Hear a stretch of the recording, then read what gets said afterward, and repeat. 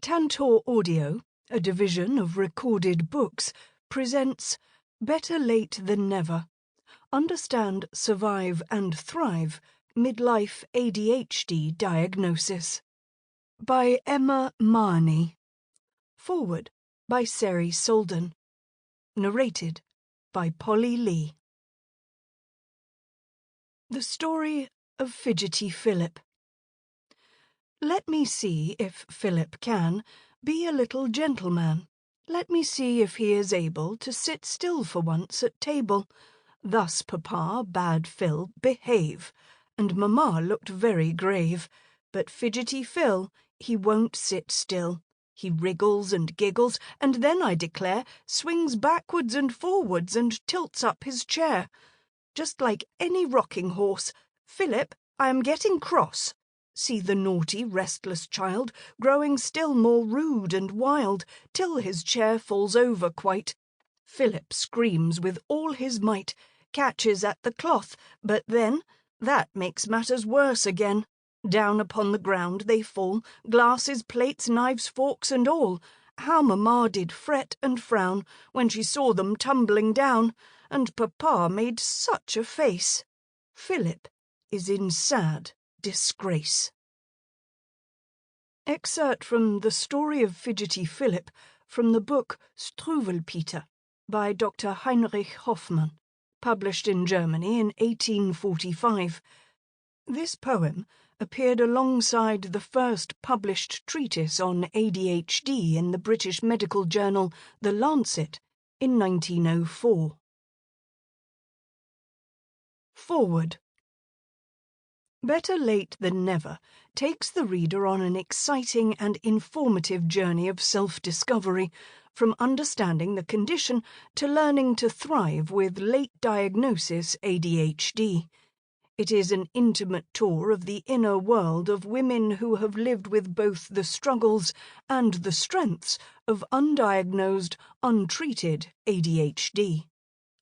Transparent, honest, and personal, this book goes beyond a mere dry presentation of facts. Emma Mahony beautifully weaves expert facts and contributions into her personal narrative. Through this detailed description of her life and journey with undiagnosed ADHD, from confusion to diagnosis to medication and therapy, we follow Emma as she ultimately comes to know and understand herself. Having been a therapist for women with ADHD for over 30 years, I can attest to the fact that most women with ADHD symptoms at midlife seem to want to be fixed. Their low sense of self-worth has led them to be isolated from others and alienated from themselves. The small daily assaults to one's sense of self when living with unexplained and untreated ADHD until midlife is untethering and overwhelming. They are determined to put off any moves toward a meaningful life until their difficulties are gone. They do not feel entitled to pursue personal goals or take power in relationships. They have idealized gender role expectations and have internalized a negative self-view that ignores their positive traits or strengths. They are focused almost entirely on what's wrong with them. They want to run from that part of themselves by hiding, withdrawing, pretending, and retreating. Women are very often not diagnosed until midlife, as this book clearly explains. Often they do not have stereotypical symptoms, or these symptoms have been masked by learned compensations, depression, or a high IQ. They grow up without a soothing, internalized voice, and with no explanation for their difficulties. Because of this, their core sense of self easily gets tangled up with their brain-based differences, and their self-esteem suffers. These women compare themselves to neurotypical women and often feel like failures as women, wives, mothers, friends, and co-workers because their executive functioning struggles make daily life a battle. Knowing no different, it's natural to assume that everyone is combating the same issues as they are, but doing so more effectively. Due to all of this, women who are not diagnosed until midlife are in need of healing, of being steered towards acceptance and wholeness and away from shame and self-blame. This is the goal of counselling for these women, as is discussed in length in this book. It's a subject that's often left out of books on ADHD. Emma's takeaway message to the reader is critical. The key to living successfully with ADHD as a woman diagnosed at midlife is not to try to get over who you are, or to engage in an exhaustive and defeating battle to fit in, but instead to find a good fit by channeling your traits. The true goal for an adult with ADHD, and this is what my life's professional work has centred on, has to be to try and teach people not to keep trying to get over who they are. Rather than hoping to be fixed, I encourage them to see themselves as whole, with difficulties and strengths, as a person with deep values and core traits that define them, ultimately much more than their ADHD traits do. Emma's journey is the perfect vehicle for this lesson. Through her humour and insight, she can continuously widen her horizon by taking in possibilities and options that will bring her greater satisfaction. This is the ultimate lesson in the book, to turn discouragement into hope and give the reader the belief in the possibility of moving from surviving to thriving, despite their diagnosis. Getting to the point where one can start to believe this is possible is the first and most important step in a journey to wholeness and healing. Emma Mahony is a great ADHD role model, demonstrating through her courage to persist despite her struggles that with the right support we can use our natural desire to innovate and create to make meaningful contributions and lead fulfilling lives. Sari Solden's Women with Attention Deficit Disorder was written in 1995, updated in 2005, and has often been described as a book that saved my life.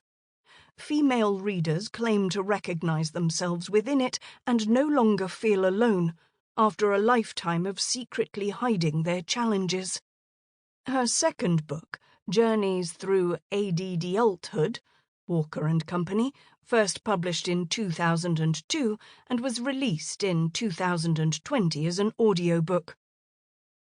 Solden has spoken at over 100 national and international conferences, as well as maintaining a private practice in Ann Arbor, Michigan in the US.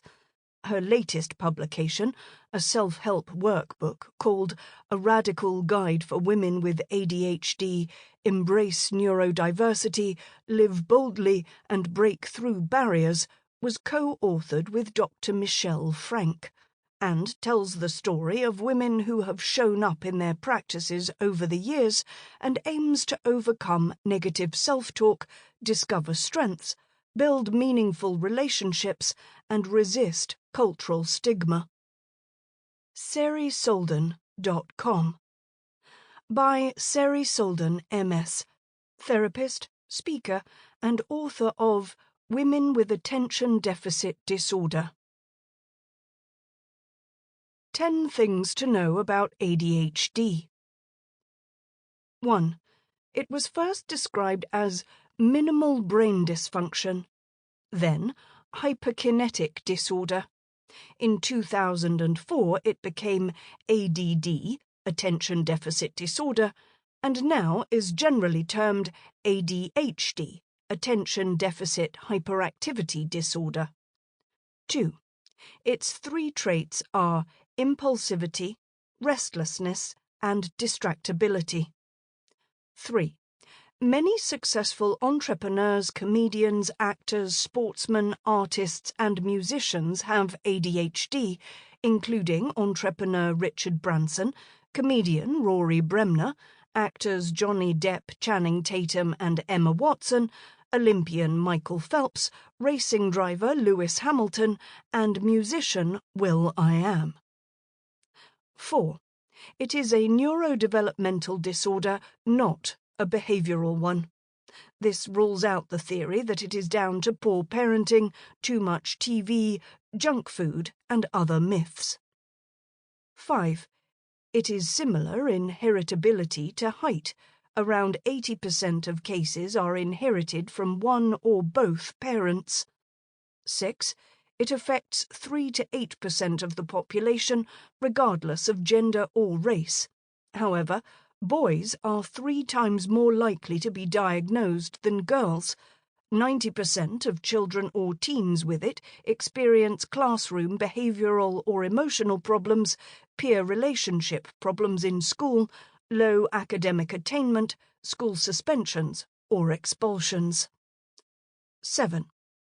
If left undiagnosed and untreated, it can develop into more serious oppositional defiant disorder, ODD, or conduct disorder. 8.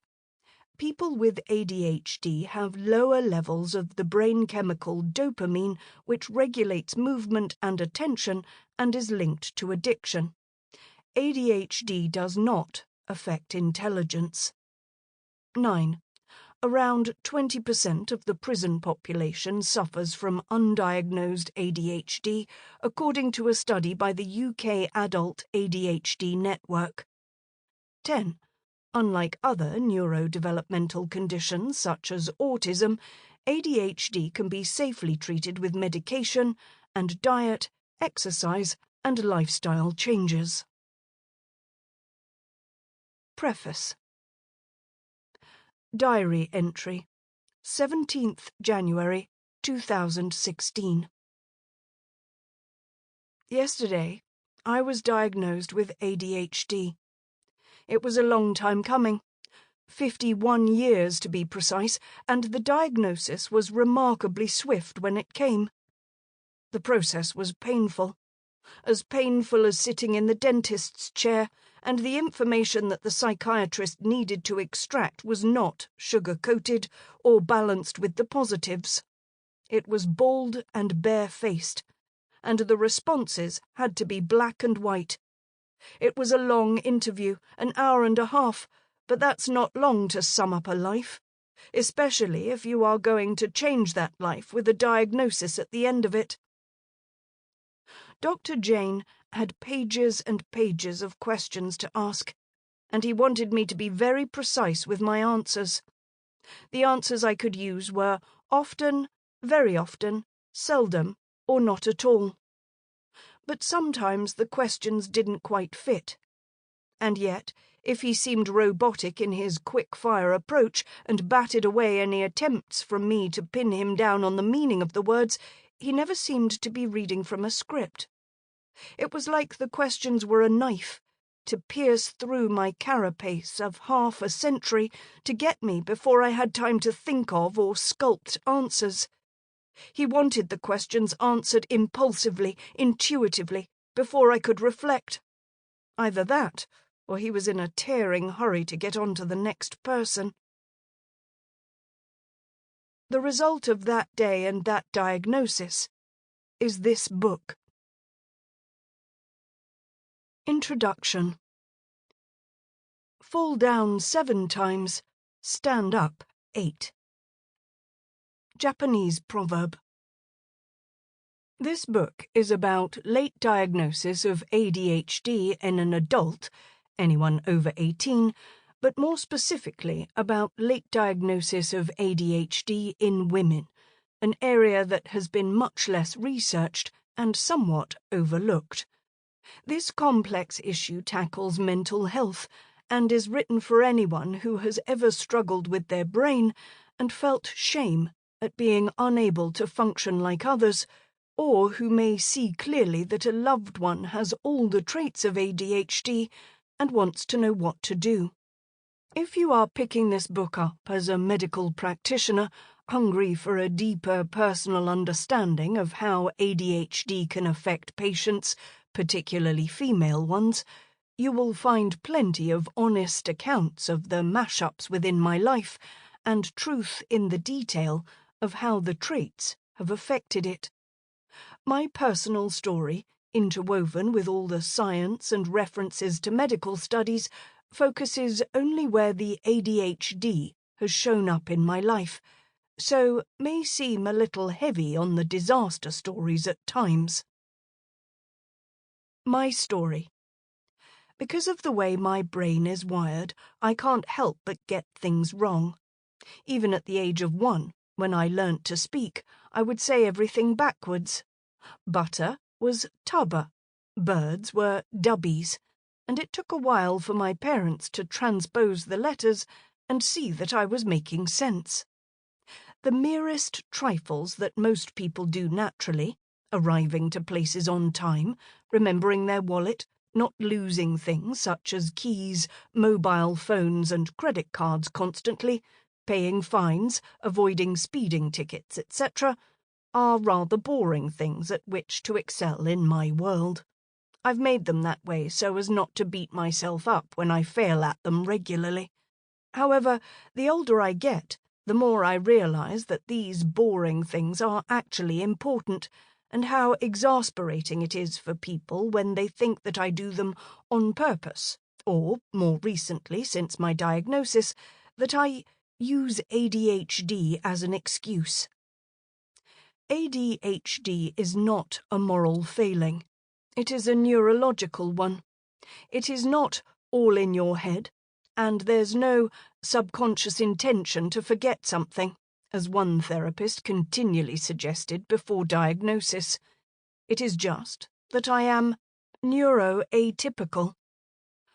One of my earliest school memories is of combing the grass around my walk to school in search of an exercise book that held all my homework. I'd lost it somewhere, somehow, and I was genuinely scared as I traced and retraced the steps along my daily journey. I knew that my headmistress might beat me with a horse-riding crop across the back of my legs for losing it, because I'd been beaten before by her for seemingly smaller trifles, such as mucking around in the lunch queue, bored. I was 7 years old.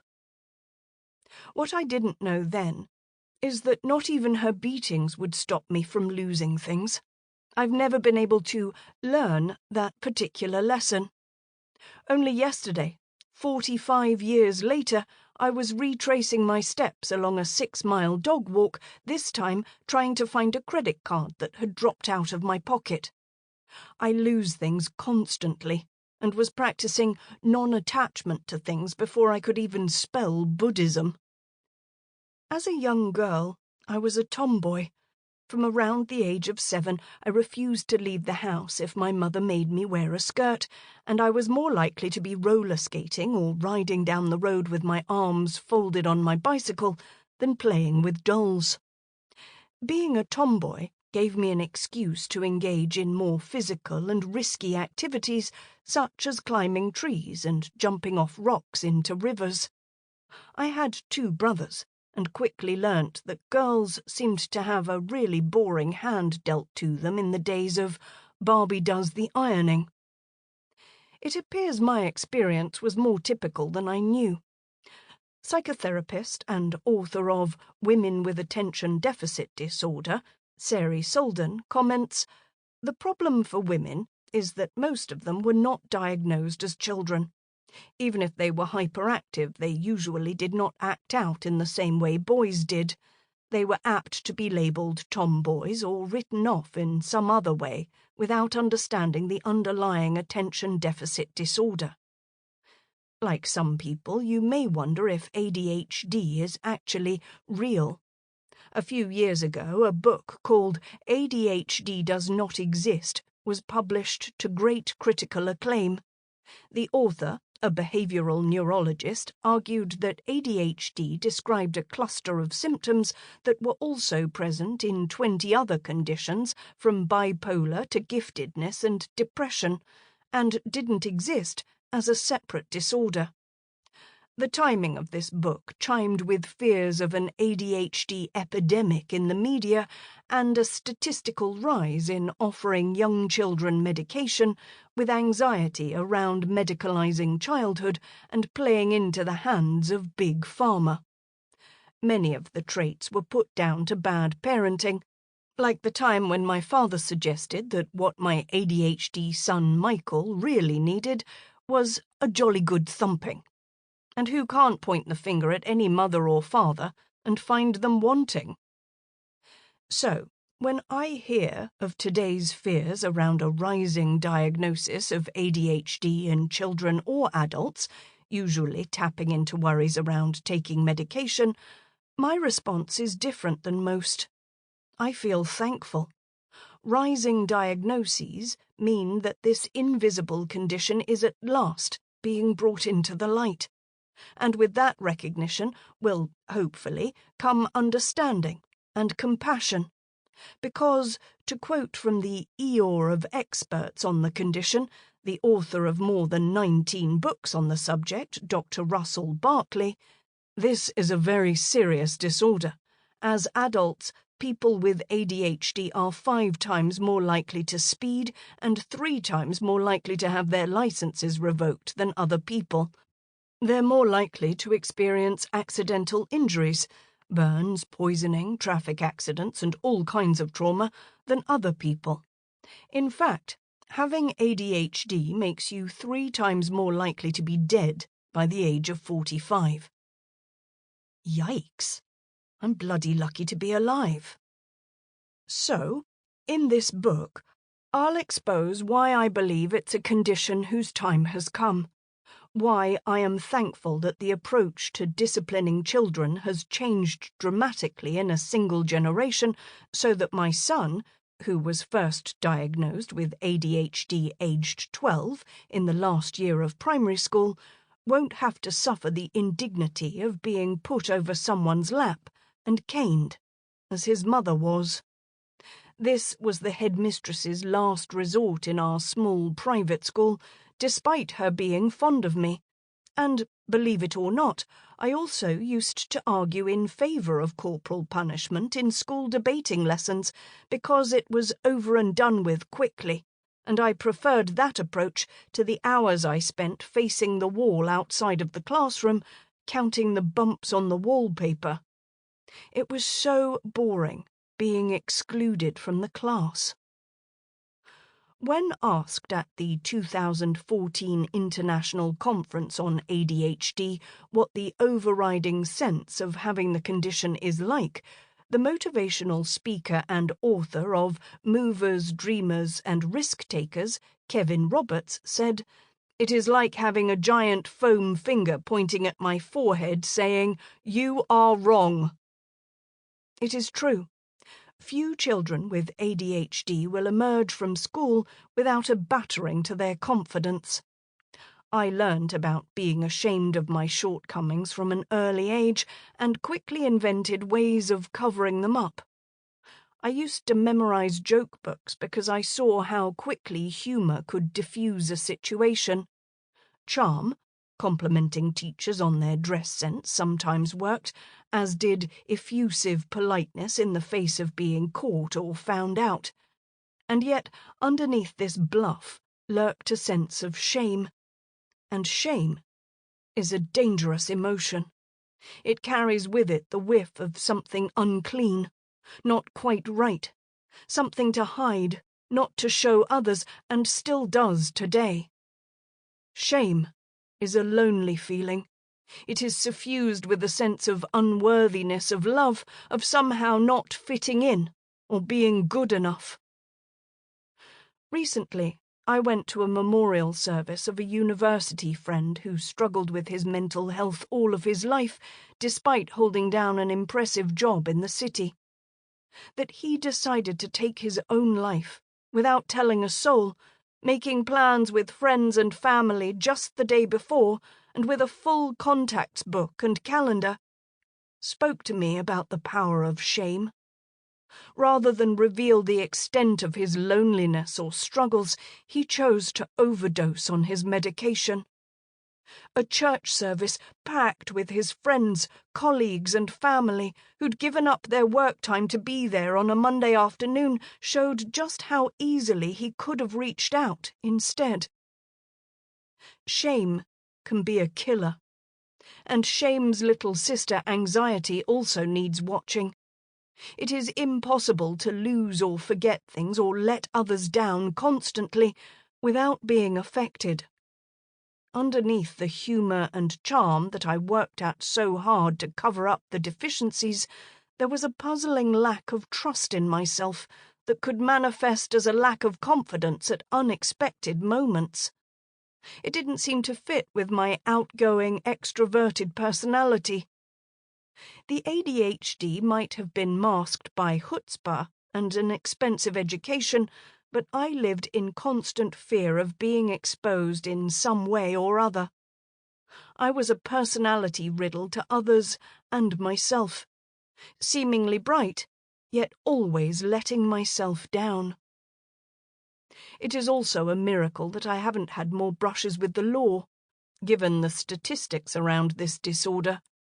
Perhaps it was deliberate that I was attracted to a criminal barrister for my husband. If all else failed, I knew he might be useful in court. Now, still married after 25 years, and with 3 adult children of our own, I tell him to get his own dinner party disaster stories and stop telling mine. Like many ADHD diagnoses that come in middle age, commonly out of their child's diagnosis, mine was the beginning of an understanding into why I'd often caused mayhem around me, and usually walked away pointing the finger at others. As a journalist who had worked on national newspapers here in the UK, the more I looked into this complex condition with my research hat on, the more I understood why I was so well suited to my job of deadlines and an ever-changing roster of stories to work on. I also understood why I was attracted to certain friends, some of whom have had complicated and difficult lives, although only 2 have a formal diagnosis, both after a long struggle with a misdiagnosis for bipolar disorder and medication that didn't work. You can imagine how annoying the 3 traits of ADHD, impulsivity, restlessness, and distractibility, are at an early age. My parents tell me they had complaints from the neighbours in the flat below when I was still a baby in my cot because I used to fidget and make the cot squeak. A difference, not a deficit. For all the underachievement, knocked self-esteem, and cost to society that accompanies this disorder, remember the statistic that an estimated 20% of prisoners have undiagnosed ADHD, there is also a positive, cage-rattling quality and creativity that comes with being wired differently. You see, for my son, and for me, to have ADHD is not lesser. It isn't even a serious impairment, it just is. And I am hopeful that the leaps that have happened towards acceptance of gay marriage in the Western world and curing HIV and AIDS, once called the gay plague, will also happen in my son's generation towards understanding and accepting neurodiversity. Soon, people with ADHD might be open about it at a job interview, something advised against on every online forum, like I did at mine when I decided to retrain as a secondary school teacher after my diagnosis. Soon after, I performed my own show on ADHD at the Edinburgh Fringe Festival because I felt driven to overcome the stigma, raise awareness, and open up the conversation around it.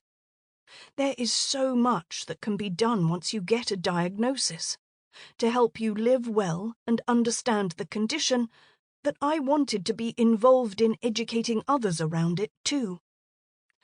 The theme of the 2016 ADHD Awareness Month in the US was "Knowing is Better." While tabloid newspapers continue to rail against the rising number of diagnoses, I firmly believe that knowledge is power. Diagnosis is a double-edged sword in middle age. It brings... Sample complete. Ready to continue?